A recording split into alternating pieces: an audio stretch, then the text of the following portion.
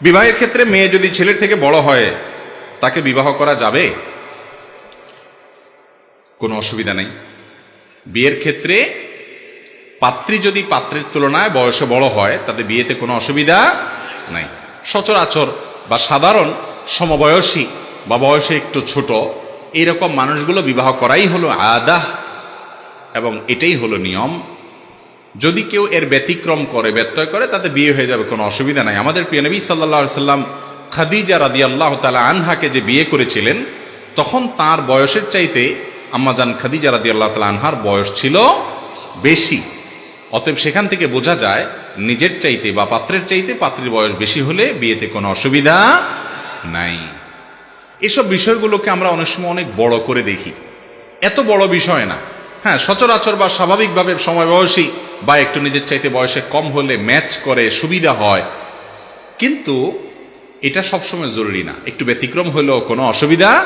আজকাল আমরা এগুলোকে এমন শক্ত বানিয়ে ফেলেছি যে একজন পাত্র উপযুক্ত পাত্রী পেয়েছে, হয়তো বয়সের ডিফারেন্স খুব বেশি নাই, সব দিক থেকে পারফেক্ট আছে, শুধুমাত্র আপনার সমান সমান বয়সের, খুব কাছাকাছি বয়সের এই অজুহাতে মুরব্বীরা ওই বিয়ে কোনোভাবে হতে দেন না।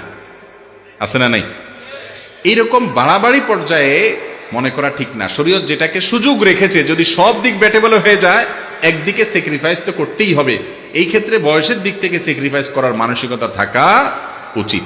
আমরা আসল দিকটা দেখি না, সব নকল দিকটা দেখি। আসল দিক কোনটা ভাই? আসল দিক হলো পাত্র হোক আর পাত্রী হোক আর তার দিনদারি, তার মনুষ্যত্ব, তার মানবিক গুণাবলী, সে আল্লাহকে চিনে কিনা, আল্লাহর সাথে তার কানেকশনটা, লেভেলটা কিরকম, সে মুত্তাকি কিনা, পরহেজগার কিনা, তার খুঁটাটা কোরআন হাদিসে বাঁধা আছে কিনা। যদি থাকে তাহলে এর চাইতে বেটার পাত্র পাত্রী আল্লাহর জমিনে আর হতে পারে না। চেহারার দিক থেকে, বয়সের দিক থেকে, অর্থকরীর দিক থেকে, অন্য সমস্ত দিক থেকে স্যাক্রিফাইস করে হলেও দিনদারির দিকটা যেন এনশিওর করা হয়।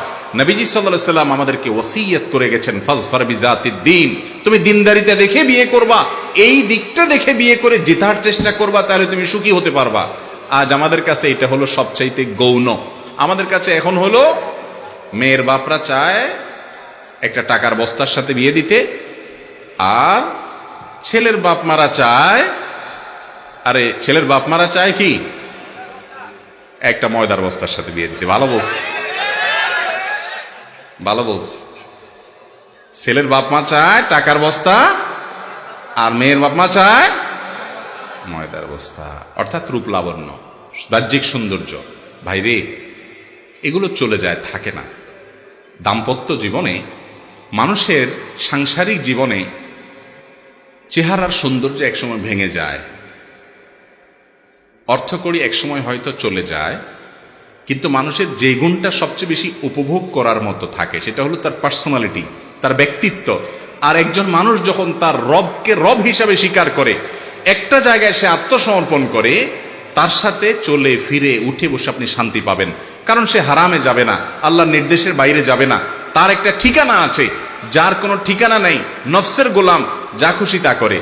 তার সাথে আপনি কোনো কাজ করে কখনো প্রকৃত এবং আসল যে প্রশান্তি সেটা অর্জন করতে পারবেন। এই জন্য দিনদারিটাকে প্রাধান্য দেওয়া উচিত। আমরা ওই টাকার বস্তা ময়দার বেস্তে দেখে বিয়ে শাদী করবো না। আল্লাহ তাআলা আমাদেরকে তৌফিক দান করুন।